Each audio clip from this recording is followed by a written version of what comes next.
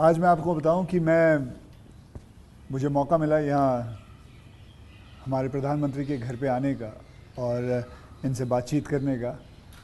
तो मैं कोई पॉलिटिकल क्वेश्चंस नहीं लाया हूँ। मुझे मुझे जानना है कि as a person, as a human being, एक इंसान के नाते हमारे जो प्रधानमंत्री हैं वो कैसे हैं, क्या खाते हैं, क्या बातचीत, मतलब उनकी पूरी दिन में जो सब चीज़ें होती हैं, मतलब पॉलिटिक को छोड़ के उसके बारे में मैं उनसे जानना चाहूँगा। तो सबसे पहले सर, आपका बहुत बहुत धन्यवाद करना चाहता हूँ कि आपने मौका दिया है आपसे बात करने का।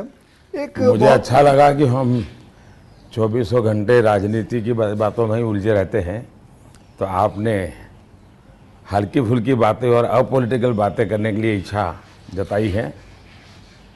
मैं नहीं जानता हूँ दर्शकों को कितनी रुचि होगी, लेकिन ज़रूर मैं खुल कर के बातें बताना पसंद करूँगा। नहीं, बहुत बहुत लोग बहुत कुछ जानना चाहेंगे आपके बारे में, क्योंकि आपके पर्सनल मतलब जो लाइफ होती है, कि जैसे कि मैं आपको बताऊं, मेरा ड्राइवर है, उसकी बेटी, उसने एक मैं उसको पूछ रहा था कि बेटे, तो अगर नरेंद्र मोदी जी को, हमारे प्रधानमंत्री को कोई क्वेश्चन पूछना चाहेगी तो क्या पूछना चाहेगी?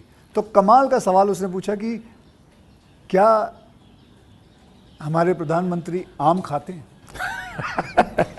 ये भी उसका क्वेश्चन है कि आम खाते हैं, और अगर खाते हैं तो क्या काट के खाते हैं या ऐसे गुठली के साथ खाते हैं? मतलब होता है ना, वॉश बेसिन के ऊपर खड़े होके गुठली के साथ आम खाना, उसका मजा ही कुछ और होता है। तो मैं जानना चाहूंगा कि आप आम खाते हो सर? एक तो मैं आम खाता भी हूँ और आम खाना मुझे बहुत पसंद भी है, अच्छा। और गुजरात में आम रस की परंपरा भी है। वो तो बहुत। लेकिन जब मैं छोटा था तो वैसे तो कोई आम वाम खरीदना वरीदना तो हमारे लिए कोई उस प्रकार की कोई लग्जरी हमारे फैमिली थी नहीं। लेकिन कभी खेतों में चले जाते थे तो हमारा देश का जो किसान है बड़ा उदार रहता है। कोई खेत में आकर के खाता है तो कभी रोकता नहीं है, चोरी करता है तो रोकता है। हाँ, बिल्कुल। तो आम के पेड़ पर जो पकी हुई आम थे वो खाना हमें ज़रा ज़्यादा पसंद था। अच्छा। यानी उतारने के बाद पकाया हुआ नहीं, नेचुरल कोर्स में पका हुआ, और फिर पूरा का पूरा। अच्छा, तब तो ये हाइजीनिक की कोई समझ भी नहीं थी कि धोना चाहिए, टिकना करना, कुछ नहीं समझते हाँ, थे, मतलब ऐसा ही अपना कर लेते थे। लेकिन बाद में जैसे जैसे बड़े तो कई वैरायटियों के विषय में जानने लगे, आम रस खाने की आदत लगी। लेकिन इन दोनों मुझे कंट्रोल करना पड़ता है। अच्छा, अभी फिलहाल कंट्रोल अब करना पड़ता फिलहाल में मुझे सोचना पड़ता है कि इतना खाऊं या न खाऊं। है। नरेंद्र जी, मैं आपसे ये पूछना चाहूँगा कि आपने कभी सोचा था कि आप प्रधानमंत्री बनेंगे? कभी आपने सोचा था? और सोचा भी था तो कौन से साल में, कौन सी उम्र में आपने सोचा था कि मैं इस देश को चलाना चाहूँगा? कभी ऐसा विचार नहीं आया, अच्छा। और सामान्य लोगों के मन में बात गले नहीं उतरती है। शायद जो बन जाते हैं वो सबके जीवन में ऐसा होगा। मैं नहीं मानता हूँ कि यानी कोई एकदम फैमिली ही उसी प्रकार से बैकग्राउंड वाली हो और किसी के मन में इच्छा जगती हो तो बहुत स्वाभाविक है। वरना मेरा जो फैमिली बैकग्राउंड है उसमें तो अगर मुझे कहीं अच्छी सी नौकरी की भी मिल गई होती तो शायद मेरी माँ अड़ोस पड़ोस के लोगों को गुड़ खिला देती कि चलो भाई बेटे को वहाँ नौकरी मिल गई। क्योंकि उससे ज़्यादा हमने तो कुछ सोचा नहीं था, गांव के बाहर कुछ देखा नहीं था। ये तो ऐसे ही यात्रा चल पड़ी और देश मुझे लेता चला गया। तो अपने आप ही बनते चले गए कुछ सब न कुछ। कुछ जिम्मेवारी आती गई। बहुत ही मतलब नेचुरली रहा है इसमें। वैसे मुझे मेरी दृष्टि से, मेरे व्यक्तिगत जीवन की दृष्टि से अननेचुरल लग रहा है, ओके। क्योंकि मेरा बैकग्राउंड, मेरी दुनिया, आज की जो राजनीति का तौर तरीका, उसमें ये सब बैठता ही नहीं है जी। मुझे भी आश्चर्य हो रहा है कि देश मुझे इतना प्यार कैसे करता है और इतना सारा क्यों मुझे देता रहता है। जहाँ तक मैंने पढ़ा है, आप सन्यासी बनना चाहते थे, या आप सोल्जर या आर्मी में जाना चाहते थे, ऐसा कुछ भी था, ये मैंने आपकी पढ़ा बात है ये। सही है, ये आपकी बात सही है। बचपन में मेरा एक स्वभाव था किताबें पढ़ना, लाइब्रेरी चला जाता था, तो बड़े बड़े लोगों के जीवन पढ़ना ये शौक़ रहता था। कभी फौज वाले यूनिफॉर्म में निकलते थे तो मुझे बड़ा देखता था, कभी बच्चे की तरह खड़े होकर के सैल्यूट कर देता था, मन करता था कुछ ना कुछ। इतने में 1962 का वॉर हो गया, तो हमारे यहाँ से दूर एक महसाना स्टेशन है मेरे गांव से, तो वहाँ स्टेशन पे सब लोग, जो फौज के लोग ट्रेनों में जाते थे, उनका बड़ा सत्कार करते थे, चाय वगैरह, तो मैं भी चला जाता था। तो जाकर के मैं भी वो, तो मुझे बड़ा मज़ा आता था। तो मन पे हो गया कि हाँ, ये देश के लिए जीने मरने वाला रास्ता है। तो कभी उस दिशा में सोचता था। इतने में एक बार मैंने कहीं पढ़ा कि गुजरात में कोई सैनिक स्कूल है, उसमें आप दाखिल हो सकते हैं। तो हमने अपना, अरे उस समय शायद 1 रुपया 2 रुपये से उसका सारा जानकारियाँ मंगवाते थे। अब हमें तो अंग्रेजी आती नहीं थी, तो हमारे मोहल्ले में एक स्कूल के प्रिंसिपल मिस्टर रास विहारी मणियार करके रहते थे, तो मैं उनके पास चला गया। मुझे कभी बड़े व्यक्ति से मिलने से कभी संकोच नहीं होता था, ऐसे ही फिर चला गया मैं बाहर। ये बात सही है कि भीतर मन में था, तो मैं रामकृष्ण मिशन में चला गया। एक स्वामी आत्मस्थानंद जी हुआ करते थे, अभी उनका करीब 100 ईयर उम्र में अभी स्वर्गवास हुआ। तो मैं सीएम बना तो मेरे घर उनको फिर बुलाया मैंने, प्रधानमंत्री बना तो उनके यहाँ चला जाता था। अभी कलकत्ते में अस्पताल में थे तो 2-3 बार हो आया था मैं। तो वो बड़ा बहुत मुझे प्यार करते थे, समझाते थे ज़िंदगी क्या है, टिकना क्या है। रामकृष्ण मिशन आश्रम में कुछ समय रखते थे मुझे। विवेकानंद जी जिस कमरे में रहते थे उसमें मुझे घंटों तक बैठने के लिए मौका देते थे। तो ये सारे नए नए अनुभव होने लगे। फिर हिमालय की दुनिया में चल पड़ा, बहुत कुछ भटका, बहुत कुछ घुमा, दुनिया देखी, और ये सब 18-20 साल 22 साल की उम्र में ही करता रहा मैं। लेकिन कुछ कन्फ्यूज़न भी था, कुछ इरादे भी थे, कोई गाइडेंस भी नहीं मिल रहा था, लेकिन मन में सवाल खुद पैदा करता था, जवाब खुद ढूंढता रहता था। ऐसे भटकता भटकता यहाँ पहुँच गया। तो आपकी लाइफ को मैं अभी आपकी बात मैं सुन रहा हूँ, तो मुझे लगता है अगर आप प्रधानमंत्री नहीं होते तो जिस हिसाब से आप बता रहे हो तो सन्यासी ज़्यादा लगते थे, मतलब सन्यासी बन जाते थे अगर आप। वैसे मैं क्या बनता ये कहना अभी कठिन लग रहा है, क्योंकि जो सोचा नहीं वो बन गया। वो तो हमेशा होता है, मेरे साथ भी। मैं भी आपको अगर एक किस्सा सुनाऊंगा तो मेरे साथ भी ऐसा ही कुछ हुआ है। मैं क्या बनने वाला था, मैं एक मार्शल आर्ट का टीचर बनना चाहता था, कहाँ मैं फिल्मों में आ गया और फिल्मों में आते आते हीरो बन गया। मैं आपसे क्या, हमारे प्रधानमंत्री जी को मैं ये जानना चाहता हूँ, गुस्सा आता है? और मतलब क्योंकि देखिए सबको गुस्सा आता है, आई एम श्योर आपको भी गुस्सा आता है। अगर आता भी है तो उस गुस्से में आप क्या करते हो? वो गुस्सा निकालने के लिए किस पे निकालते हो और कैसे निकालते हो? मेरे लिए ये कभी कोई कहेगा कि मुझे गुस्सा नहीं आता है तो बहुत लोग को सरप्राइज होता है। आपको गुस्सा नहीं आता? मैं बताता हूँ। अच्छा। सरप्राइज होता है। इसलिए ये कहना कि राजी नाराजी गुस्सा ये मनुष्य के स्वभाव के हिस्से हैं। अच्छा। जिंदगी उसके बिना हो नहीं, हर प्रकार की चीज़ें हर के अंदर होती हैं। लेकिन जो मेरा 18-22 साल की ज़िंदगी का जो एक बड़ा तबका था, वहाँ जो मेरी ट्रेनिंग हुई उसमें ऐसी बातें थी जिन लोगों से सीखता था कि आपके जीवन में स्वभाव में ईश्वर ने सब दिया है। अब आपको तय करना है कि जो अच्छी चीज़ है उसको बल देते हुए कैसे बढ़ना। तो फिर ये चीज़ें हैं जो नेगेटिविटी लाती है वो रुकती है। मैं कह सकता हूँ कि मैं इतने लंबे समय तक मुख्यमंत्री रहा, इतने समय तक प्रधानमंत्री रहा, लेकिन चपरासी से लेकर के प्रिंसिपल सेक्रेटरी तक मुझे कभी गुस्सा व्यक्त करने का अवसर नहीं आया, कभी नहीं आया। लेकिन मैं आपको बताऊं, बाहर जो आपकी छवि है वो एक बहुत ही स्ट्रिक्ट एडमिनिस्ट्रेटर के नाम पे है। स्ट्रिक्ट अलग चीज़ है। हाँ। मैं स्ट्रिक्ट हूँ, डिसिप्लिन हूँ, लेकिन मैं किसी को नीचा दिखा करके अपमानित करके काम नहीं करता। मैं उसको प्रेरित करता हूँ। कभी कोई चीज़ है तो मैं खुद हेल्पिंग हैंड के रूप में खड़ा हो जाता हूँ। मान लीजिए कोई ड्राफ्ट लेकर के आया, तो एक तो तरीका होता है, भाई क्या ले आए हो।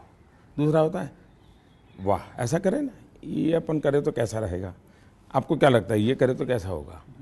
तो क्या होता है, मेरी 10 मिनट पहले ही इन्वेस्ट हो जाती है, लेकिन वो मुझे समझ पाता है। ओके। तो अगली बार जब वो आता है तो मुझे मेरा समय ही नहीं जाता, वो मेरी कल्पना के अनुसार चीज़ लेकर के आ जाता है। तो एक प्रकार से मैं, कोई लेके आता है तो उसमें से सीखता भी हूँ और सिखाता भी हूँ, और मैं अपनी टीम बनाता चल जाता हूँ। तो मेरे प्रेशर हैं, स्ट्रेस हैं, वो नीचे नीचे नीचे डिवाइड होते चले जाते हैं। ओके। तो मेरे पास कुछ बचता ही नहीं है। तो मतलब आपको इतना गुस्सा नहीं आता? मैं अंदर तो होता होगा, मैं व्यक्त तो करने से अपने आप को बहुत रोक लेते हो? होता क्या है जी, कभी मान लो एक मीटिंग में आपने गुस्सा कर दिया तो मीटिंग का एजेंडा वगैरह सब छूट जाता है। हर एक के मन पे वो 2-3 मिनट की समय रहता है, वही छाया रहता है, वो बहुत नुकसान करता है जी। तो मैं जैसे मुझे गुस्सा आता है तो मैं आपको बताऊं, गुस्सा एक निकालना बहुत अच्छी बात है। मैं छोटा मुँह और बड़ी बात, मैं आपसे बहुत छोटा हूं, और मैं कहूँगा कि आप है ना गुस्से को जो है अंदर ना रखें, उसे निकालें। जैसे मैं निकालता हूं, क्या करता हूं, एक बॉक्सिंग बैग घर पे रखा हुआ है, जितना हो सकता है सुबह 4:30-5 बजे मार लेता हूं और अपना गुस्सा निकाल लेता हूं, और फिर थक हार के बस, या कभी समुद्र किनारे चला जाता हूं और जोर से चीखता हूं, कोई भी नहीं होता है। नहीं, इसके लिए एक अलग तरीका है। अच्छा। मन की स्थिति के लिए ओके। एक तो होता है चेहरे पर, बॉडी पे गुस्सा आना और शब्दों में व्यक्त होना। दूसरा होता है आपके इमोशंस को। मैं अपने अंदर एक चीज़ डेवलप की थी। ऐसी कोई घटना है जो मुझे पसंद नहीं आई है और मेरा मन करता है कि ऐसा क्यों हुआ। कभी होता था मेरे साथ ऐसा क्यों हुआ, कभी होता था मैंने ऐसा क्यों किया, मुझे ऐसा नहीं करना चाहिए था। और कभी ईगो बीच में आता है तो मैं व्यक्त भी नहीं करता हूँ, भाई आई एम सॉरी, मेरे से ये गलती हो गई, मनुष्य है। तो मैं क्या करता था, अकेला कागज़ लेकर के बैठता था, उस सारी घटना का वर्णन लिखता था, कैसे हुआ, क्या हुआ और मैंने क्या किया, क्यों किया, खुद ही। और उसमें जस्टिफाई करने की कोशिश नहीं करता था।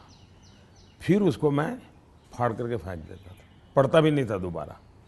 फिर भी मेरा मन शांत नहीं होता था, पूरी कथा दोबारा लिखता था, 3 पेज, 4 पेज, 5 पेज, उसमें उस सारे घटनाक्रम को डाल के पूरे पेपर पे रख देते, फिर से एक बार जीवंत कर देता था। हाँ।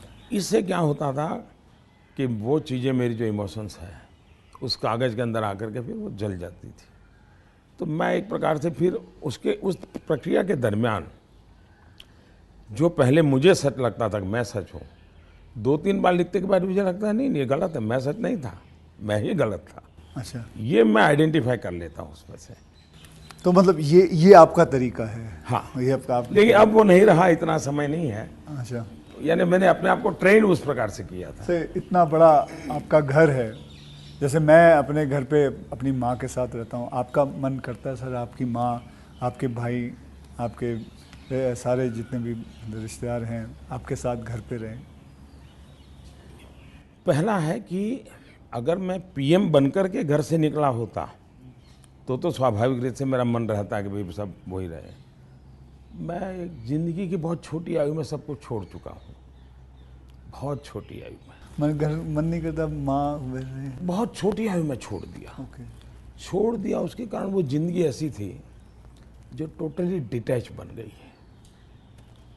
और इसलिए जिसको कहे लगाव, मोह, माया, क्योंकि मेरी वो जो ज़िंदगी में जो घर छोड़ करके निकल गया था, वो जो ट्रेनिंग हुई वो उस प्रकार की हुई। और उसके कारण एक अवस्था के बाद छोड़ना है तो मुश्किल जाता है। उस समय जब छोड़ा तब तकलीफ हुई होगी, लेकिन अब ज़िंदगी वो बन गई। लेकिन फिर भी कभी माँ को बुला लिया था मैंने, कुछ दिन उनके साथ बिताए थे मैंने। पर फिर भी जैसे मेरी माँ मुझे कहता है, भाई तुम मेरे पीछे क्यों समय खराब करते हो, और मैं यहाँ क्या करूँगी तुम्हारे साथ रह के। मैं अपना चली जाती हूँ, मैं अपने पुराने गांव के जो लोग हैं कभी यहाँ मिलने आते तो बातें होती है, अपनी बातें होती, तुम्हारे साथ मैं क्या बात करूँ। तो स्वाभाविक है किसी का मन मेरे साथ नहीं लगेगा। तीसरा, मैं भी समय नहीं देता। जितने दिन माँ यहाँ रही मैं अपनी शेड्यूल में ही लगा रहता था, तो एक आध बार साथ में खाना खा लेता था। फिर मुझे भी कभी पेन होता था कि मैं रात को 12 बजे आता हूँ तो माँ को दुख हो रहा है कि क्या कर रहा है। मुझे अभी भी याद है, मैं आपसे जब पहली बार आपसे जब मैं मिला था, तो मैं गुजरात में आपसे पहली बार मिला था जब आप वहाँ सीएम थे। तो उस वक्त एक या दो मतलब मैंने आपको एक दो चुटकुले सुनाए थे और आपने भी मुझे एक चुटकुला सुनाया था। तो मैं ये जानना चाहता हूँ कि आपका ह्यूमर अब प्रधानमंत्री बनने के बाद इंटैक्ट है? आप ह्यूमर, मेरे मेरे परिवार में मेरी एक क्यों, विशेषता मैंने है। जैसे आपको बताया आपकी छवि बहुत स्ट्रिक्ट है। आपका मतलब मैंने आपके जो साथ में जो काम करते हैं कई लोगों से ऐसे ही बातचीत करते वक्त वो बातें, यार बड़ा काम करवाते हैं, तो वो जो एक बहुत स्ट्रिक्ट एडमिनिस्ट्रेटर, एक स्ट्रिक्ट हेडमास्टर, ऐसा लगता है मतलब हाथ में छड़ी होगी उनके। तो अभी भी आपका ह्यूमर एक बात है, ये जो छवि बनाई गई वो सही नहीं है। अच्छा, वो अलग बात है। सही नहीं है। और कोई ये कहता है कि मैं काम करवाता हूँ, शायद वो सही रूप में एनालिसिस नहीं कर रहा है। जी। वो ये कहे कि हाँ काम बहुत करना पड़ता है, उसमें सच्चाई है। ओके। लेकिन मैं किसी को दबाव नहीं करता हूँ। लेकिन वो जब खुद मुझको देखते हैं, पहले जैसे ऑफिस से आमतौर पे प्रधानमंत्री 6-7 बजे निकल जाते थे, दोपहर में भी 1-2 घंटे वो ऑफिस में नहीं रहते थे। मैं सुबह से जाता हूँ, देर रात तक बैठता हूँ, तो वो भी देखते हैं कि भाई ये खुद मेहनत करते हैं। तो फिर उनको लगता है कि ये कोई हमसे मजदूरी नहीं करवाते, वो खुद बैठते हैं। तो कोई काम है तो मैं रात को 11 बजे फ़ोन करूँगा, अरे भाई उसका क्या हुआ, तो उनको लगता है कि ये अभी भी काम कर रहा है। तो एक प्रकार से एक टीम का स्पिरिट बन जाता है, एक वर्क कल्चर आप डेवलप करते हैं। मेरे आसपास में एक वर्क कल्चर डेवलप होता है और वो मैं खुद काम करता रहता हूँ, उसके कारण होता है। स्ट्रिक्टनेस, डिसिप्लिन थोपने से नहीं आती है, क्योंकि मैं ज़िंदगी मैंने ह्यूमन रिसोर्स डेवलपमेंट में ही अपनी ज़िंदगी खपाई है। आप लोगों को अच्छा झूठ बोल कर इम्प्रेस भी नहीं कर सकते हो लंबे अरसे तक। वो सब देखते हैं आपको कि या बात ऐसी करते हो, करते ऐसे हो। तो आप जैसे हैं वैसे रहो और उनसे काम करिए। हाँ, मैं काम के समय काम में रहता हूँ, इसलिए इधर उधर की बातें समय ख़राब नहीं करता हूँ मैं। दूसरा, मान लीजिए मैं मीटिंग कर रहा हूँ और कोई मोबाइल फ़ोन अपना समय बिगाड़ रहा है, तो मैं फिर उनकी तरफ जा, अच्छा बताइए अभी मैं जो विचार कह रहा था क्या हुआ, तो उनका ध्यान नहीं था। तो उनको लगता था मोबाइल फ़ोन में मैं ट्विटर देख रहा था। तो तब से मेरी मीटिंग में लोग समझ गए कि मोबाइल फ़ोन लेके नहीं जाना चाहिए। मैं किसी से भी मिलता हूँ, कोई भी व्यक्ति आएगा, मेरा कभी बीच में फ़ोन नहीं आता है। मैं किसी को ये नहीं कहता। मानता हूँ, मैं भी आपसे 2-3 बार मिला हूँ, आपने मतलब इट इज। तो ये मैंने डिसिप्लिन खुद के जीवन में लाया, तो सामने वाले को लगता है कि यार ये टोटली मेरे लिए डेडिकेटेड टाइम था, इन्होंने कोई उपयोग नहीं किया। इन चीज़ों का एक प्रभाव पैदा होता है। जहाँ तक ह्यूमर का सवाल है, मेरे परिवार में हमेशा एक कल्पना थी, कभी पिताजी राजी नाराज़ी हुए हो, कभी छोटी मोटी हो, तो हमेशा मैं पूरे माहौल को एक आधे मिनट में हल्का कर देता था। ये मेरा एक स्वभाव था। आज भी मुझे वो करने का मज़ा आता है, शब्दों से खेलना वगैरह। पर अब क्या हो गया है जी, हर चीज़ के अलग अर्थ निकाले जाते हैं, आधा अधूरा वाक्य उठा करके उछाल दिया जाता है। तो अब डर लगता है कि कहीं जा कर के, इरादा वो नहीं होता है, हंसी मजाक कहावत सब होना चाहिए, लेकिन अब दुरुपयोग हो जाता है तो डर लगता है। आज ये सोशल मीडिया की वजह से लोग कोई भी शब्द कुछ भी उल्टा सीधा करवा के, सोशल मीडिया के बजाय टीआरपी वाले, परेशानी टीआरपी वाले करते हैं। तो आप जरा अपना ह्यूमर को बचा के रखते हो, लेकिन अपने दोस्तों के साथ, आपके जो दोस्त हाँ, वो तो आज भी चलता है जी। मेरी कैबिनेट मीटिंग का विवेक होता है, तो मेरे जो जूनियर अफसर हैं, वैसे वो बेचारे संकोच करते हैं, क्योंकि उनके लिए पीएम जो एक ऑरा बना हुआ है दुनिया में, वो तो बड़ा अलग है। मैंने वो ऑरा रखा नहीं है, मैं दोस्ताना करता हूँ, तो मैं उनको चुटकुले सुनाता रहता हूँ कभी कभी। सर, ऑपोजिशन पार्टी में आपके कोई दोस्त हैं? बहुत दोस्त हैं, बहुत अच्छे दोस्त। आप अभी भी उनके साथ कभी चाय पीना? बहुत अच्छे दोस्त हैं, हम लोग साल में 1-2 बार साथ खाना भी खाते हैं। अच्छा। हाँ, अब खैर वो फॉर्मल होता है, क्योंकि लेकिन हम तो कहते हैं, कैमरा में देखते हैं, हम तो मीडिया के सामने, मीडिया जो दिखाती है हम तो वही देखते हैं, हमको तो पता ही नहीं एक होता ये। बहुत पहले की बात है, जी। तब तो मैं मुख्यमंत्री भी नहीं था, नहीं किसी काम से मैं शायद पार्लियामेंट गया था, और गुलाम नबी आज़ाद और मैं बड़े दोस्ताना अंदाज में गप्पे मार रहे थे।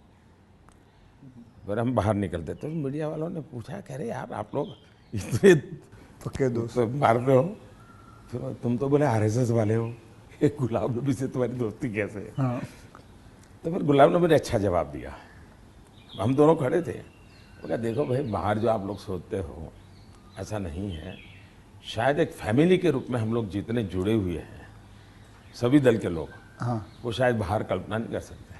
आपको हैरानी होगी, और वैसे मैं ये बोलूँगा तो चुनाव में मेरा नुकसान भी हो सकता है लेकिन ये ममता दीदी हाँ।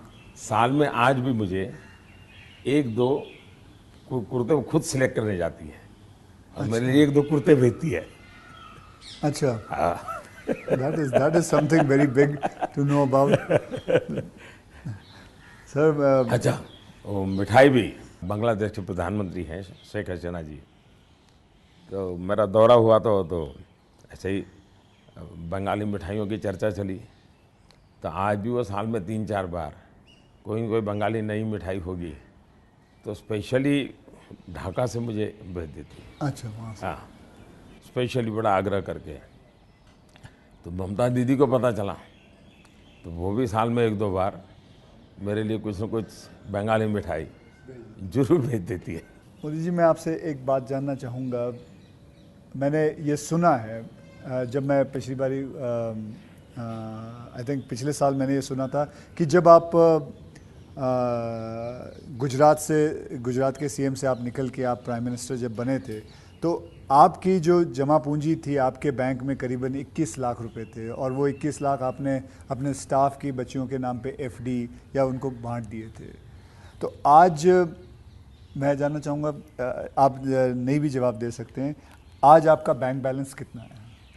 एक तो ये आधी अधूरी बात है। अच्छा। आधी अधूरी इसलिए है कि जब मैं गुजरात से सीएम के रूप में निकला, वैसे मेरा कोई बैंक अकाउंट नहीं था। सीएम बनने के बाद एमएलए बना तो मेरा तनख्वाह आना शुरू हो गया। आपकी बैंक अकाउंट नहीं? उसके पहले नहीं था कुछ। अच्छा, हाँ। हाँ, एक बचपन में निकाला था, तो वो भी एक बड़ी लंबी कथा है। मेरी स्कूल में, वहाँ मेरे गांव में एक देना बैंक का ब्रांच खुला, तो स्कूल के अंदर वो देना बैंक के लोग आए थे। उन्होंने सब बच्चों को एक गुल्लड़ देते, कुल्लड़ बोलते, गुल्लक दिया, और बच्चों को कहा भाई इसमें आपको पैसे डालना है और हर महीने बैंक में जमा कराना, आपके नाम से पैसा जमा होगा। तो हमने भी बैंक अकाउंट उसमें खुलवा दिया। अब हमारे गुल्लक में तो कुछ आया ही नहीं। अच्छा। आने वाला कुछ था ही नहीं, तो क्या आएगा? तो हम तो कभी पैसा जमा नहीं कराया। अब गांव छोड़ के चले गए हम, बैंक में हमारा अकाउंट बना रहा, तो उनको हर साल वो कैरी फॉरवर्ड करना पड़ता था, लिखा पढ़ी करनी पड़ती थी। तो वो मुझे ढूंढते रहते थे कि जैसा बैंक अकाउंट बंद करना है, इसको बुलाए कहाँ से। तो शायद 30-32 साल तक वो बना रहा, और उनको कहीं पता चला बाद में कि मैं अब पॉलिटिक्स में हूँ, तो बैंक वाले मेरे पास आए, बोले साहब जरा सिग्नेचर कर दीजिए, आपका एक बचपन का बैंक अकाउंट पड़ा हुआ है, हमको बंद करना है। अच्छा।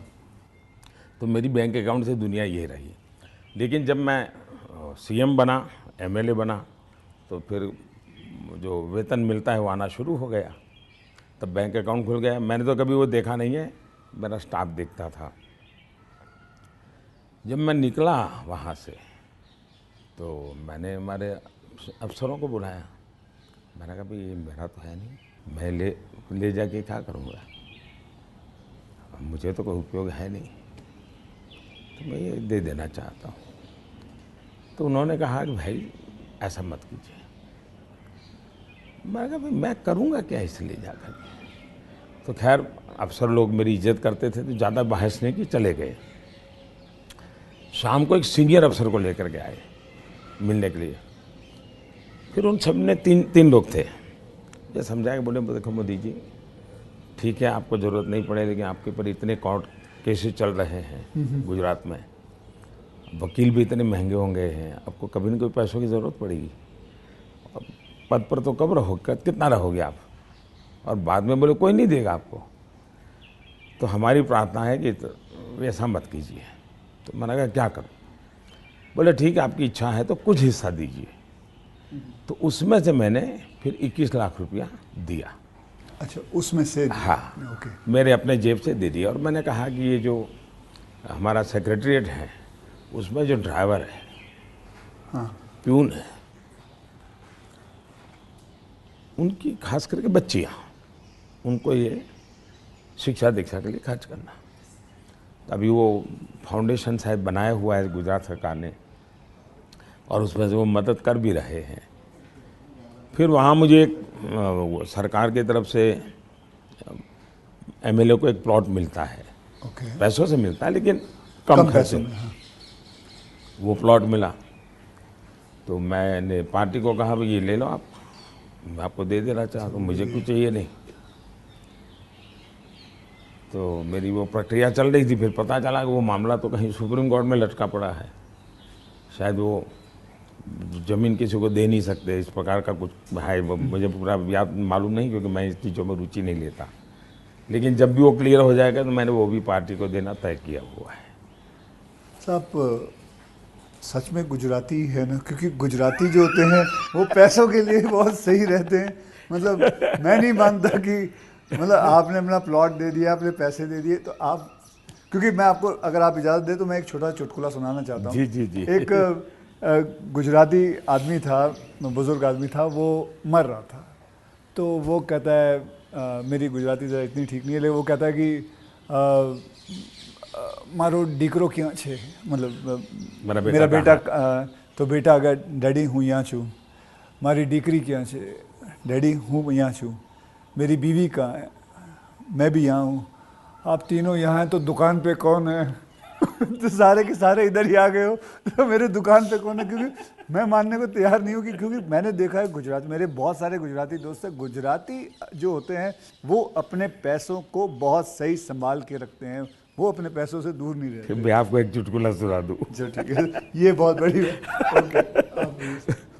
हमारे यहाँ चुटकुला चलता है कि एक बार प्लेटफॉर्म पर ट्रेन आई, रेलवे ट्रेन में। हाँ, तो ऊपर ही बर्थ पे कोई पैसेंजर सोया हुआ था।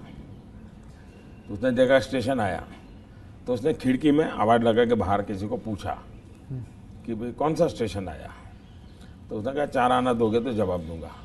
तो बोले जवाब की जरूरत नहीं, अहमदाबाद होगा। समझ गया मैं, बिल्कुल। तो ये बिल्कुल बात सही एक है। और एक बताता हूँ, ये किसी की आलोचना करने के लिए नहीं है लेकिन कोई भी अर्थ निकाल सकता है, और ये सत्य घटना में से बना हुआ चुटकुला है।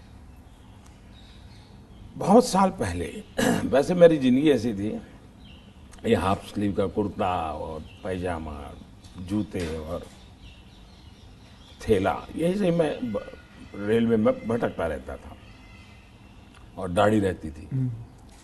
तो मैं पुणे स्टेशन पे उतरा। अच्छा, और कोई मेरे पास ज़्यादा सामान तो था नहीं, मेरा एक वो झोला था, एक अखबार था हाथ में। तो मैं पैदल चला जा रहा था, मुझे पुणे में आरएसएस दफ्तर में जाना था, तो मैं पैदल ही जा रहा था। तो एक ऑटो रिक्शा वाला धीरे धीरे धीरे धीरे साथ चलता गया। फिर करीब 100-200 मीटर गया होगा और उसने, मेरा ध्यान गया, मैं कही ऐसे कैसे चला रहा हो स्लोली मेरी स्पीड से। मैंने कहा भाई आपकी ऑटो रिक्शा खराब है, क्या प्रॉब्लम है आपका? तो उसने कहा साहब आप नहीं बैठोगे? मैंने कहा क्यों, मैं तो पैदल जा रहा हूँ। तो बोले आप समाजवादी हैं?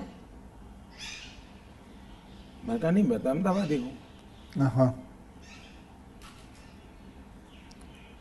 तो मैंने कहा क्यों समाजवादी क्यों? ये बोले समाजवादी लोग, बोले हमारे पुणे के समाजवादी जो लोग हैं वो स्टेशन में पब्लिक के सामने ऑटो रिक्शा में नहीं बैठते हैं, दूर जाके गुपचुप बैठ जाते हैं। ऐसा क्यों? लोगों को इम्प्रेशन रहे कि वो मेहनत करते हैं, सादगी वाले हैं। ओके, अच्छा। तो बोले मुझे भी लगा शायद आप समाजवादी हैं, तो औरों की तरह आप भी थोड़ी देर के बाद बैठ जाओगे। तो बोले इसलिए मैं चल रहा था। तो जब उसने मुझे पूछा आप समाजवादी हो, तो मेरा तुरंत जवाब था मैं अहमदाबादी हूँ। आइए सर, एक थोड़ा चलते चलते बात करें आपसे। सर, आपसे मैं पूछना चाहता हूँ कि अगर आपको कभी एक अलादीन का चिराग मिल जाए और जिन कहे कि आपके 3 विशेस हैं, तो वो आपके 3 विशेस क्या होंगे?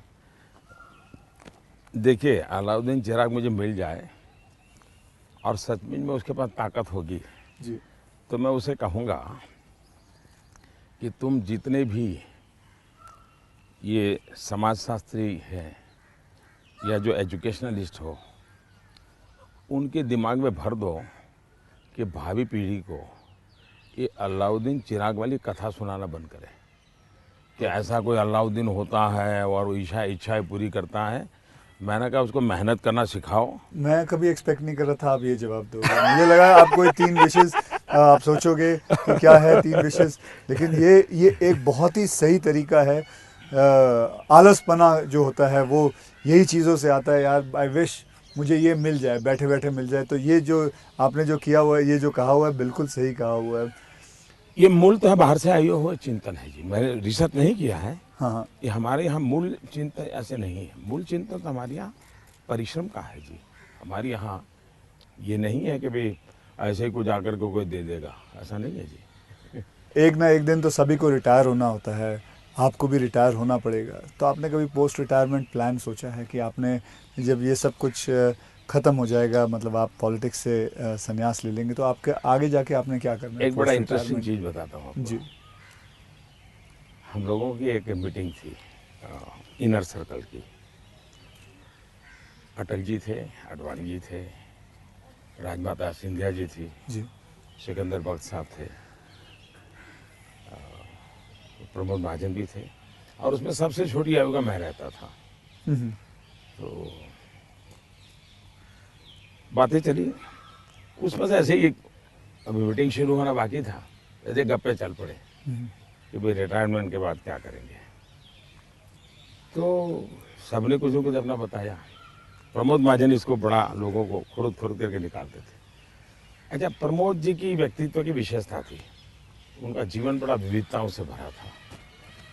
अनेक प्रकार की एक्टिविटी से वो अपने आप को जोड़े रखते थे। मुझे पूछा, मैं कहा भाई मेरे लिए तो बड़ा कठिन है, क्योंकि मुझे कुछ नहीं आता है। मैंने कभी इस सारी चीज़ों में सोचा ही नहीं। मैंने तो जब जो जिम्मेवारी मिले उसी को जिंदगी माना है। जिम्मेवारी ही मेरी जिंदगी है। अच्छा। और इसलिए मुझे कल्पना ही नहीं होती है कि मेरे इसमें समय बिताने के लिए कुछ करना पड़ेगा, मुझे अपने आप को एंगेज रखने के लिए कुछ करना पड़ेगा। और इसलिए मैं कभी नहीं मेरे मन में विचार आया और न ही मैं सोचता हूँ। और मुझे पक्का लगता है शरीर का कण कण और जीवन का पल पल किसी न किसी मिशन में ही खपाऊंगा। ये आपने सोचा हुआ है? ये शायद सोचना नहीं है जी, मेरे पास इसके सिवाय कुछ मुझे पर कौशल्य ही नहीं है। मैं जिस हिसाब से आप बताते हो कि मुझे लगता है आप ज़िंदगी में, मतलब जब सीएम से यहाँ जब पीएम बने थे, तो मैं ये जानना चाहूँगा कि सबसे वैल्यूबल चीज़ आप क्या लेके आए थे यहाँ, इस घर के अंदर सबसे वैल्यूबल चीज़ आपकी क्या रही थी? अगर मैं, वैसे ये पूरी बातचीत आपने पहले ही मुझे कहा कि मैं तो कोई राजनीति की चर्चा करना नहीं चाहता, नहीं। लेकिन कुछ मात्रा में मैं ये कह सकता हूँ कि प्रधानमंत्री बनते समय शायद और प्रधानमंत्रियों को ये बेनिफिट नहीं मिला है जो मुझे मिला है। देश में इतने प्रधानमंत्री हो गए जी। इतने प्रधानमंत्रियों को ये बेनिफिट नहीं मिला है जो मुझे मिला है। वो ये है कि मैं लंबे अरसे तक मुख्यमंत्री रह के आया हूँ और मैं गुजरात का लॉन्गेस्ट सर्विंग चीफ मिनिस्टर था। चीफ मिनिस्टर होने के नाते आपको बारीकियों से जुड़ना पड़ता है, बारीकियों से काम करना पड़ता है। आपको इश्यू आपके सामने सीधे आते हैं, सॉल्यूशन आपको सीधा करना पड़ता है। ये तजुर्बा शायद मेरे पहले के किसी प्रधानमंत्री को नहीं मिला। इतना सद्भाग्य नहीं मिला। देवगौड़ा साहब मुख्यमंत्री रहे थे लेकिन बहुत अल्पकाल के लिए। मैं बहुत लंबा रहा हूँ। मैं समझता हूँ कि इसने मुझे देश की सेवा करने के लिए बहुत बड़ी संबल दिया, बहुत बड़ी ताकत दी है। ये मैं अपना एक मान सकता हूँ कि वहाँ से मैं लेकर के आया, ये जो देश के काम आ रहा है। आप जैसे मैं जानता हूँ, जैसे मैं आपके एक स्टाफ मेंबर से भी बात कर रहा था, आप 3 या 4 3.5 घंटे ही सोते हैं। मतलब 7 घंटे तो सोना एक अमूमन एक शरीर को चाहिए चाहिए। आप 3.5 घंटे ही सोते हो, 4 घंटे ये सोते बात हो। आपकी सही है। मेरे जो जितने मेरे साथी हैं, मेरे जानने वाले लोग हैं, या हमारे जो अब सरकार में आया हूँ तो डॉक्टर भी रहते हैं, उन सबका मेरे से एक ही आग्रह रहता है कि मेरी नींद में बढ़ाऊं। राष्ट्रपति ओबामा जब मुझे मिले तो वो भी सबसे पहले मेरे से इसी के में उलझ गए। बोले मोदी जी क्यों ऐसा करते हैं आप? बोले मैं, हम दोनों अच्छे दोस्त हैं, जी। तू तारी करके बुलाते हैं एक दूसरे को। तो तू ऐसा क्यों करता है जी? तुझे आज पता नहीं है, ये तेरा नशा है काम का, तुम करते रहोगे, लेकिन तुम अपना नुकसान कर रहे हो। और वो जब भी मिलते हैं कि तुम मेरी बात मानते हो कि नहीं मानते हो, कि नींद बढ़ाई कि नहीं बढ़ाई। अब पता नहीं मेरा एक बॉडी साइकिल ऐसा हो गया है। मतलब और आपको नींद आती ही नहीं है 3.5 4 घंटे के बाद? नहीं, नींद जो है मेरी इतने कम समय में पूरी हो जाती है। स्ट्रेस की वजह से तो आप उठ नहीं जाते हो कि अब मुझे काम नहीं करना नहीं नहीं है? नहीं नहीं नहीं, मैं इतना इतना नॉर्मली देखा है आपने कि कोई भी व्यक्ति उठता है तो हाथ पैर इधर उधर करता है, आंखें ऐसे ऐसे करता है। मेरा कुछ नहीं, आंख खुलती है, फ्रिक्शन ऑफ सेकंड मेरा पैर जमीन पे होता है, मैं उठ जाता हूँ उससे। हाँ, उठता मैंने बिस्तर पे उठता वैसा नहीं, बिस्तर से भी बाहर होता बाहर हूँ हो मैं। जाता है। अब ये हो सकता है वो मेरी जो 18-22 साल के कालखंड में जिस जिंदगी को मैं जी रहा था, जी। उसमें से शायद ये डेवलप हुआ है। अब वो मेरे मेरे शरीर का वो हिस्सा बन गया है। तो अच्छा। लेकिन मैं, जैसा आपने कहा रिटायर्ड होने के बाद क्या करोगे, तो पहला काम मैं नींद कैसे बढ़ाऊं इस पर सोचूंगा। कहाँ बैठोगे आप? आ जाओ। आज आपके सारे कागज पड़े हैं अच्छा, शायद। कोई बात नहीं, आ जाओ। तो आपको कभी, मैं ये जानना चाहूँगा, वैसे कई लोग जानना चाहेंगे कि नरेंद्र मोदी जी को जब जुकाम लगता है तो वो क्या लेते हैं? आप हैरान होंगे, मैं बहुत ही, फिर वही कहूँगा, मैं ऐसी कठिन जिंदगी जी करके आया हूँ। तो डॉक्टर क्या होता है, ये महंगी दवाइयाँ क्या होती हैं, सोफिस्टिकेटेड क्या होता है, वो सब आप आयुर्वेदिक भी बहुत विश्वास करते मैं हैं। बताता हूँ। आयुर्वेद के बजाय कैसी जिंदगी है। अब आप जब पहाड़ चढ़ते हैं तो पैर तो दर्द करते ही हैं, कितनी आंधी हो, लेकिन ऊंचाइयों पर जाते हो तो अब जो अकेला इंसान है वो क्या करेगा? मालिश वालिश वाले को तो कुछ नहीं कर रहा, पैसे बोला वैसे किसी तो को होते नहीं है, क्या करेगा? फिजियोथेरेपी नहीं करा सकता, हाँ। मसाज नहीं करवा सकता।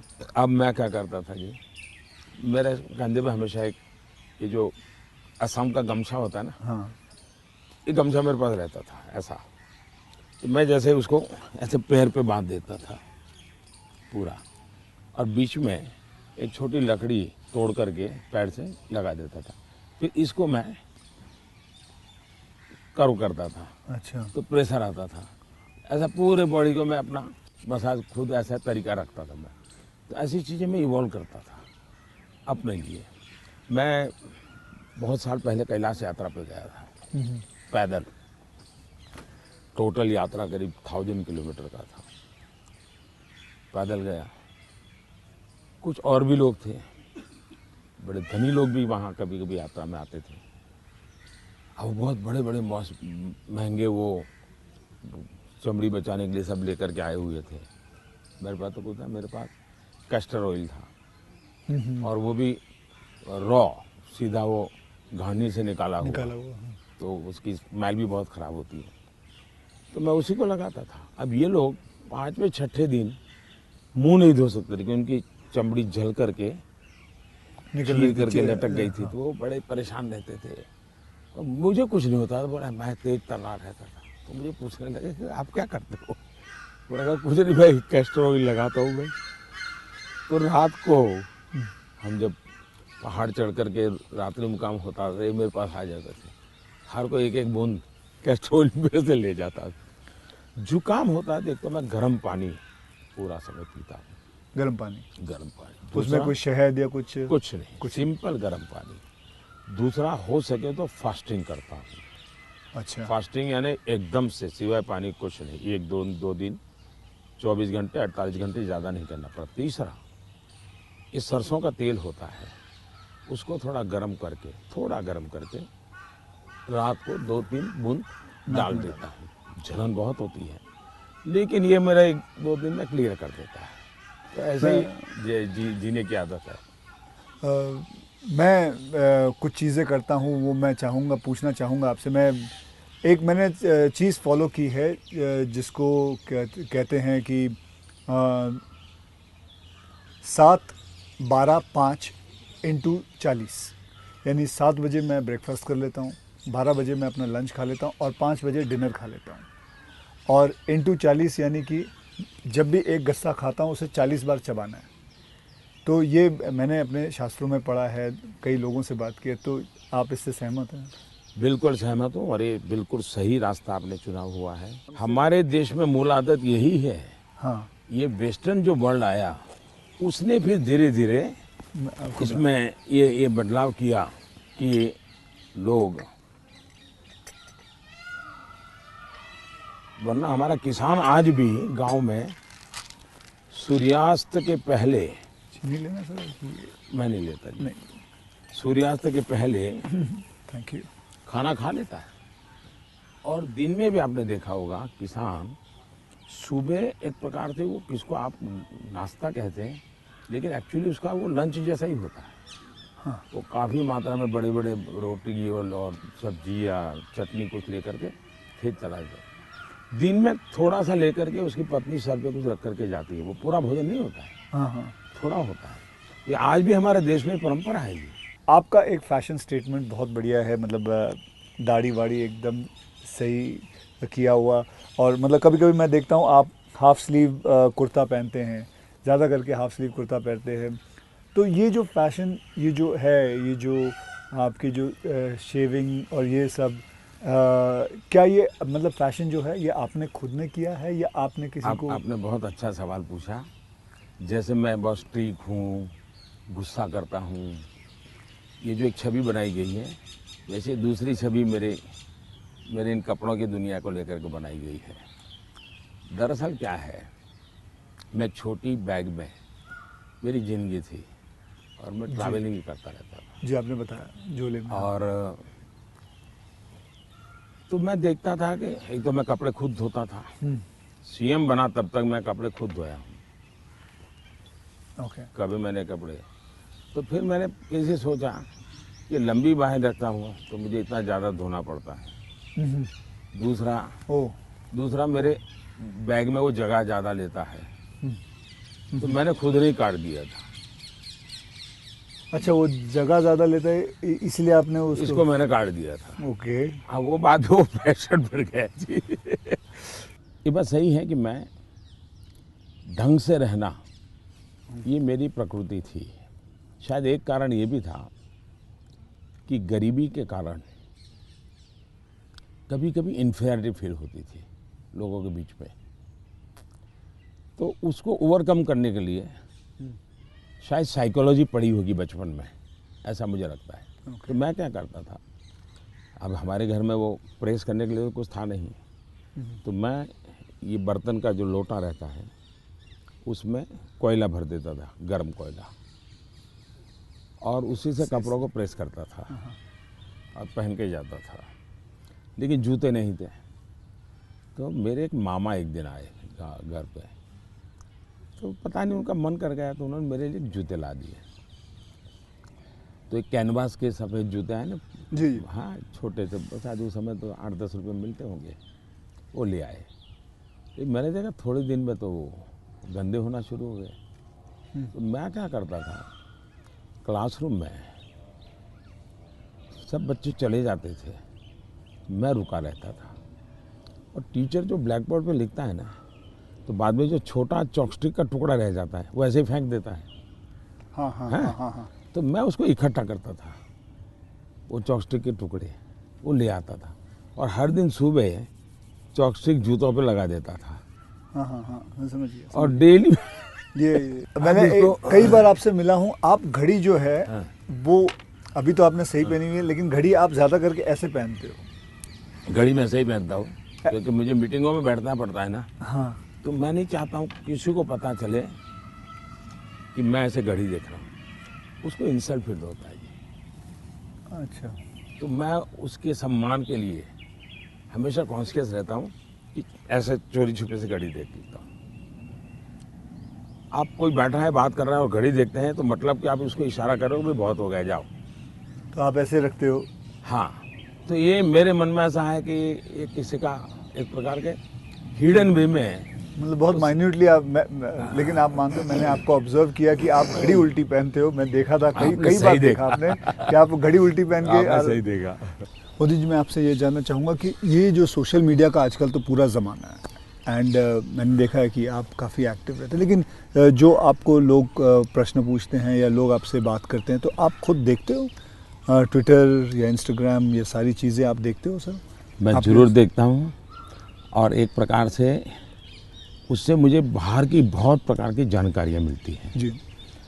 और मैं आपका भी ट्विटर देखता हूँ और ट्विंकल खन्ना जी का भी ट्विटर देखता हूँ और कभी कभी तो मुझे लगता है कि वो जो मेरे पर गुस्सा निकालती है ट्विटर पे, तो उसके कारण आपके पारिवारिक जीवन में बड़ी शांति रहती होगी। उनका पूरा गुस्सा मेरे पर निकल जाता होगा। हाँ। इसलिए आपको बड़ा बड़ा आराम रहता, सुकून मिलता होगा। तो मैं आपके लिए इस प्रकार से काम आया हूँ, खास करके ट्विंकल जी के लिए। और शायद ट्विंकल जी को पता नहीं होगा, उनके नाना जी। चिनू भाई, चुन्नी। चिनू भाई, उनसे मैं मिला था अच्छा, ये तो बहुत पहले। बहुत पहले की बात। और कारण क्या था, ये बड़ा इंटरेस्टिंग है। जी। गुजरात में एक बहुत बड़ा अकाल पड़ा था, तो हम लोग कुछ न कुछ सामाजिक काम करते थे। उसमें हम लोगों को ये बटर मिल्क के केंद्र चलाते थे, छाछ पीने के लिए गर्मी में लोगों को। हाँ, बटर मिल्क, तो वो मूल सुरेंद्रनगर जिले में हम बहुत बड़ी मात्रा में करते थे। तो उस एक कार्यक्रम में मुंबई में एक सज्जन थे, मिठाई के बहुत बड़े व्यापारी थे, नाम तो मैं भूल गया, वो उनको लाए थे और उन्होंने डोनेशन भी दिया था। हाँ। और हमने ऐसे छाछ केंद्र चालू किए थे बटर मिल्क के, ओके। बहुत बड़ी मात्रा में। जैसे पानी की परब रहती है वैसे छाछ की परब रहती थी और हर गरीब व्यक्ति वो। तो उस समय मैं उस सेवा के काम में लगा था और उस समय इनके नाना जी वहाँ आए थे, तो उस समय मेरी उनसे मुलाकात हुई थी। अच्छा, तब मुलाकात। काफ़ी बातें हुई थी उनके साथ, तो मेरा उस प्रकार से उनसे परिचय रहा है। तो आप मतलब खुद भी पढ़ते हो और लोगों को बिल्कुल, मैं जवाब पढ़ता देते भी हो? हूँ और मज़ा लेता हूँ। आपको वैसे मैं जब आप अपने ऊपर कोई मीम्स बने हुए देखते हो, जो सोशल मीडिया पे मीम्स आते हैं, तो वो मीम देख के आपको हंसी आती है? वैसे आपने कहा गुस्सा तो आता नहीं ज़्यादा करके, लेकिन वो जो मीम्स आप देखते हो तो आपको कैसा लगता है? जैसे देखो, मैं कुछ 4-5 मीम लेके आया हूँ, ये देखिए। ये लिखा है, this T seller can give nation unity, equality, safety, prosperity. तो ये एक है। इसमें लिखा हुआ है, चटनी के बिना ढोकला है बेकार, अब की बार मोदी सरकार। ये देखिए, मेरे ही सारे फ्रेटर्निटी के लोग आए थे आपसे मिले, तो सबके चेहरे पे यहाँ लगा दिया है जय श्री राम। ये आपने देखा कभी? ये मैंने नहीं देखा, ये आज देख रहा हूँ। अच्छा, ये नहीं देखा आपने। तो ये रोहित शेट्टी जो है, ये एक्शन डायरेक्टर हैं, बीट नरेंद्र मोदी जी, और अगले दिन आपको उन पर इतना असर पड़ा, सीधा मोटरसाइकिल लिया आपने, निकल पड़े। तो ये मीम देख के आपको कैसा लगता है? मैं एंजॉय करता हूँ। हाँ। मैं उसमें मोदी को कम देखता हूँ, क्रिएटिविटी को ज़्यादा देखता हूँ। हाँ। तो मुझे उस क्रिएटिविटी के प्रति, यानी मेरा घोर भी विरोध होगा, मुझे बड़ा मजा आता। क्या बड़े सटीक तरीके से कहा है उसने। मतलब बहुत अच्छी क्रिएटिविटी उनकी है, मतलब क्या सोचते हैं ये लोग, और यूं झटके में सोच लेते हैं। हाँ, फ्रिक्शन ऑफ सेकंड जी। मैं आपको बताऊं, आप और मैं भी बात कर रहे हैं जब सोशल मीडिया का ये सबसे बड़ा बेनिफिट मुझे ये है कि मुझे कॉमन मैन की जो सेंस है, हाँ, उसकी जो क्रिएटिविटी है, उसका एनालिसिस है, ये समझने में बड़ा। वरना क्या होता है, ये बनी बनाई लोगों की जो परोसी हुई चीज़ होती थी जी, 5 स्टार फूड जैसा होता था वो, ये एक प्रकार से फुटपाथ पर का जो चने चबेने और पकौड़ा होता है, हाँ हाँ। वैसा सोशल मीडिया का मटेरियल होता है। फिनिश नहीं होता, लेकिन उसमें से आपको सच्चाई हाथ लग जाती है। मैं तो ये वेट कर रहा हूँ जब ये आएगा तो इसके ऊपर भी बड़े मीम्स बनेंगे, हाँ, इसके ऊपर भी बड़े मीम्स बनेंगे। तो आप तो खैर तैयार है, मैं मुझे मेरे लिए पहली बार होगा ये, मतलब। कुछ लोग होते हैं इंटेंशन से आपको चुभे इसलिए करते हैं, जी। जानबूझ करके। उस समय आपने अपने आप को संतुलित रखने से उसके सारे इरादे फेल हो जाते हैं हाँ हाँ। और वो उसकी नींद हराम कर देते हैं। अगर आप उसको रिएक्ट करते हैं, रिस्पॉन्ड करते हैं, तो उसको मजा आ जाता हाँ। है। लेकिन देखा छोड़ दिया तो उसकी नींद खराब है। मैंने इतनी मेहनत की, इतना मोदी जी के बाल नोचने वाली चीज की, मोदी को कोई हो ही नहीं रहा है, तो वो परेशान हो जाता। हाँ, फिर वो अपना बंद भी कर देता है थोड़ी देर बाद। ये भी बात सही है। बस सर, आपसे बात करके मुझे बहुत बहुत मज़ा आता है। आपसे मैं 2-3 बार पहले भी मिल चुका हूँ और आज मुझे मौका मिला है आपसे वार्तालाप करने का, आपसे बातचीत करने का, तो बहुत अच्छा लगता है। As a human being, not as a prime minister, as a human being, you are a lovely person, you are a person जिसने ज़िंदगी में सब कुछ देखा है, झेला है, पाया है और खोया भी है, और सैक्रिफाइस आपकी ज़िंदगी के, मैं ये मेरा एनालिसिस है जो मैं आपसे अभी बात करके मेरा एनालिसिस है कि आपके ज़िंदगी के आपने बहुत सैक्रिफाइसेस भी किए हैं। So we are glad, I am glad that मुझे ये मौका मिला है आपसे बातचीत करने का। क्या आप मंथली आपकी जो सैलरी में से कुछ आप अपनी माता जी को भेजते हैं? ऐसा है कि हमारी माता जी खुद मुझे देती है आज भी। अच्छा, वो भेजती हैं। आज देती है। जैसे नहीं, जब भी मिले जाऊंगा तो ₹1.25 वो पक्का मेरे हाथ में देती है आज भी। अच्छा। और वो हमसे कभी अपेक्षा नहीं करती, कभी अपेक्षा नहीं करती, उनको ज़रूरत भी नहीं है। दूसरा, शायद मैं एक ऐसा मुख्यमंत्री भी रहा और एक ऐसा प्रधानमंत्री रहा हूँ, मेरे परिवार पर का कोई खर्चा सरकार पर नहीं है, वरना बाकियों को परिवार का मेडिकल हेल्प मिलता है सब, मेरे परिवार कुछ लेता नहीं, कुछ नहीं लेता है। मैंने, हाँ, ये बात है, बिल्कुल बिल्कुल। तो ये एक प्रकार से, लेकिन इसका मतलब ये नहीं कि कोई माँ के प्रति लगाव नहीं है, ऐसा नहीं है।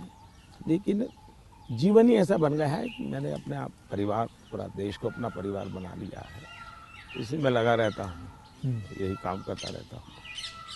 मोदी जी, मैं ये जानना चाहूँगा कि आपको, मतलब बचपन में ऐसा कौन सा खेल था जो आप खेलते थे? मैं बचपन में संघ की शाखाओं में जाता था। अच्छा। संघ की शाखाओं में बड़े अच्छे वैज्ञानिक खेल होते हैं, अच्छा। बड़े वैज्ञानिक, जिसमें टीम स्पिरिट आए, जिसमें जैसे एक खेल होता है, ये सब सर्कल में बैठते हैं, फिर जो ये हमारा लीडर होता है वो पूछता है कि आपकी राइट साइड पे जो बैठा है उसकी एक क्वालिटी बताओ।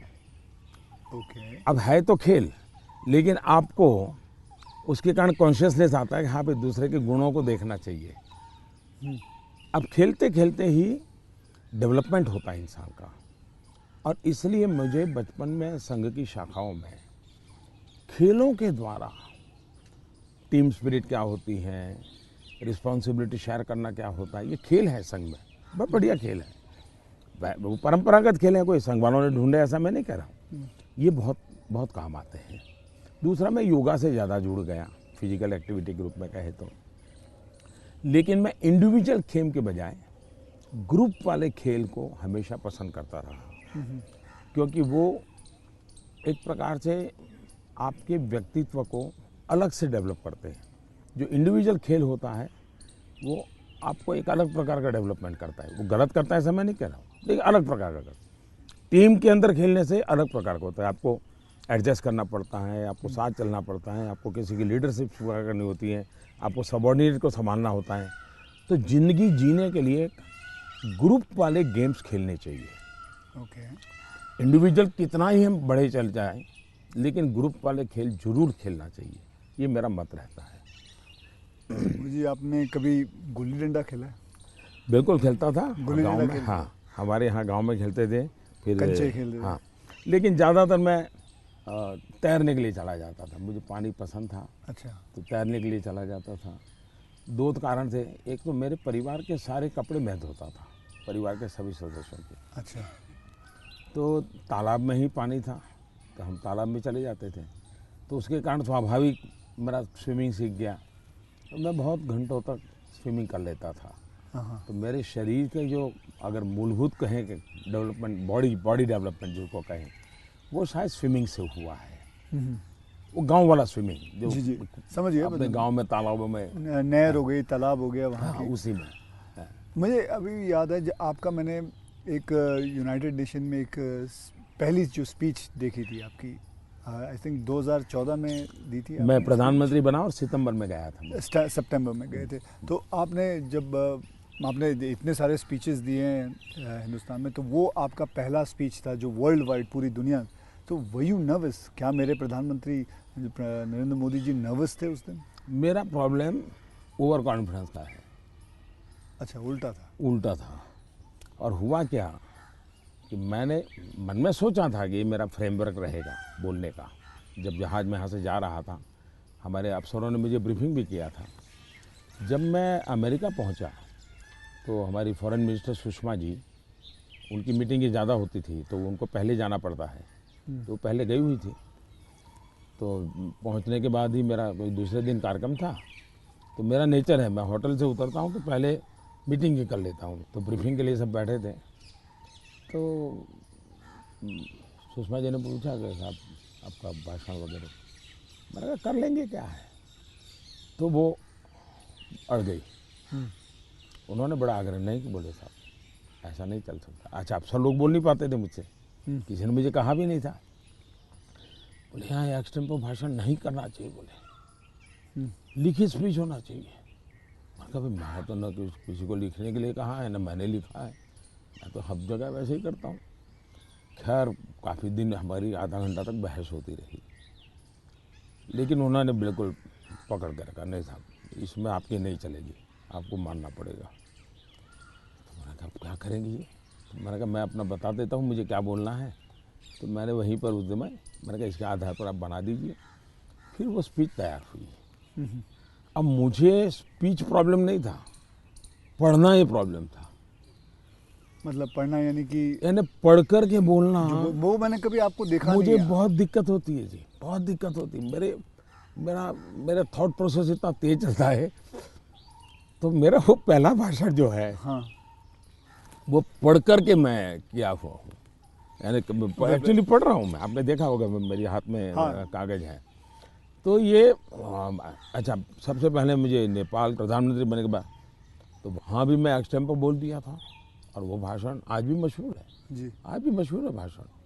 नेपाल में पहला भाषण था। तो एक्सटेम्पो वाला भाषण आपका हमेशा, मैंने कभी वैसे देखा नहीं तो आपको मेरे ज़्यादा लिए पढ़ते हुए। मेरे लिए फिर वो ये इस प्रकार की जो मीटिंगें होती हैं उसमें ये बहुत आवश्यक हो गया। बाद में मुझे भी ध्यान में आया कि भाई ये देश का मसला होता है, कोई इधर उधर शब्द न चला जाए।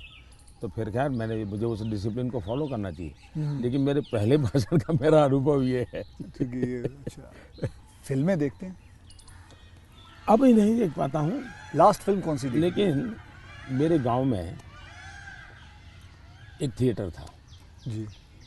और मेरा एक दोस्त था दशरथ करके, उसके पिताजी थिएटर के बाद सिंह चना बेचते थे, अच्छा।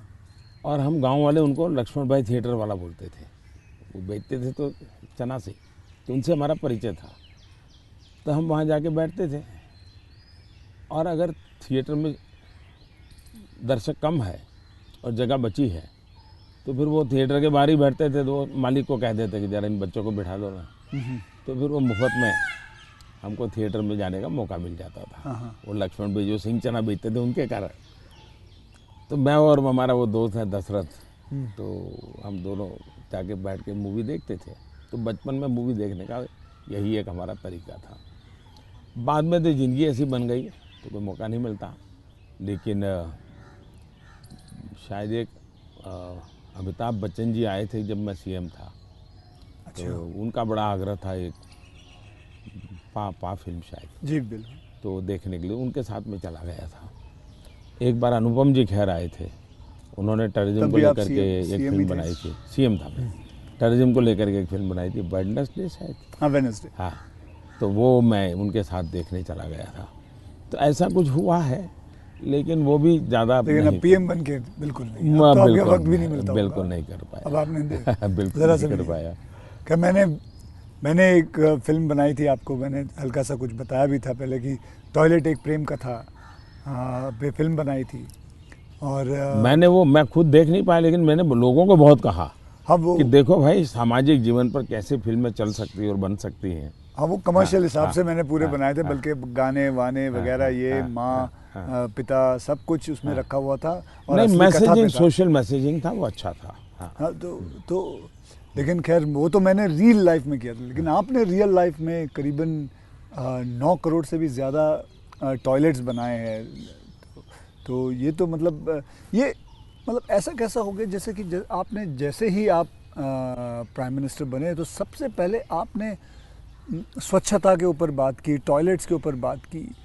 तो आपको वो डर नहीं लगा कि आप पहली बार मतलब आप प्राइम मिनिस्टर बन रहे हैं और सबसे पहला मतलब द फर्स्ट फ्यू मुद्दा इसी पे रखा हुआ है, स्वच्छता पे रखा हुआ है। स्वच्छता आपके लिए बहुत मायने रखती है। मेरे जीवन में मैंने गांधी जी वगैरह जो पढ़ा है, और कुल मिला के मैं देखता हूँ कि हमारे देश में बीमारी, गरीबी, इन सब की चीज़ों के साथ हेल्थ बड़ा सबसे बड़ा विषय है। लेकिन प्रिवेंटिव हेल्थ के लिए 2 चीज़ें मैं देखता हूँ, एक स्वच्छता और एक फिटनेस। आप अपने शरीर को फिट रखिए, बनाइए, तो बाकी आर्थिक रूप से बोझ बनता नहीं है ज़िंदगी, उस प्रकार से जिए। पर्सनल हाइजीन में तो हमारे यहाँ शास्त्रों के कारण, संस्कारों के कारण, घर में आओ तो पैर धो करके आओ, हाथ धो, मंदिर में जाते हो तो नहा करके जाओ, सब बहुत सिखाया जाता है। सोशल हाइजीन के प्रति हम उदासीन रहे हैं। और भारत जैसा देश दुनिया में, अगर इतना बड़ा दुनिया को देने के लिए टूरिज्म डेवलप नहीं हो रहा है, एक कारण है गंदगी। जी। वैसे भी किसी भी समाज के लिए शोभा नहीं देता है। तो मेरे मन में एक बड़ी चीड़ है, और मैंने सोचा इसको एक जन आंदोलन बना देना चाहिए। और देश को गर्व होना चाहिए, हम लोगों को गर्व होना चाहिए कि हमारे देशवासियों ने इस कार्यक्रम को अपना बना लिया।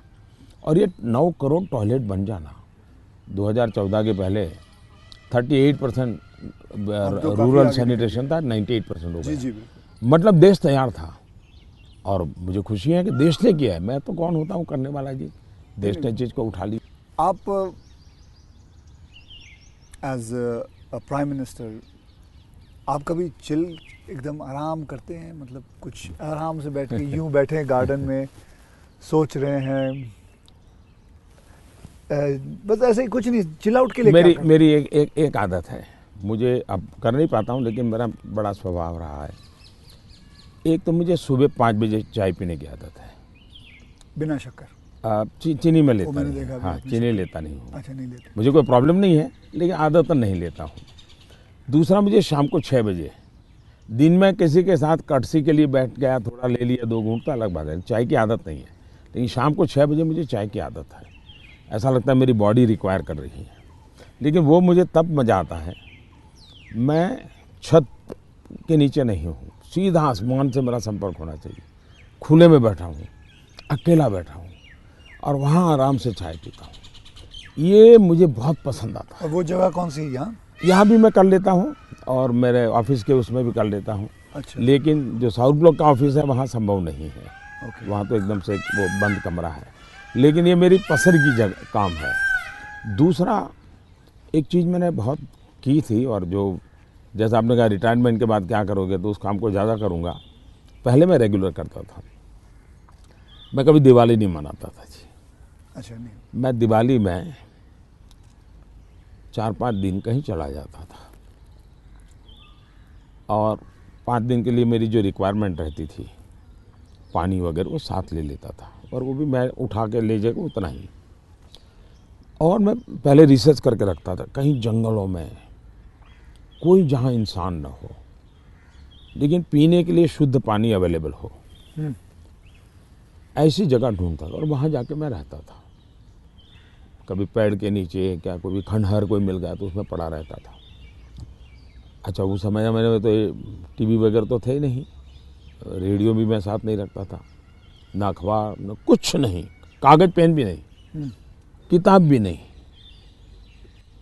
कुछ नहीं। कुछ नहीं। अच्छा। और 5 दिन मैं ऐसे ही अकेला रहता था, प्रकृति को देखना।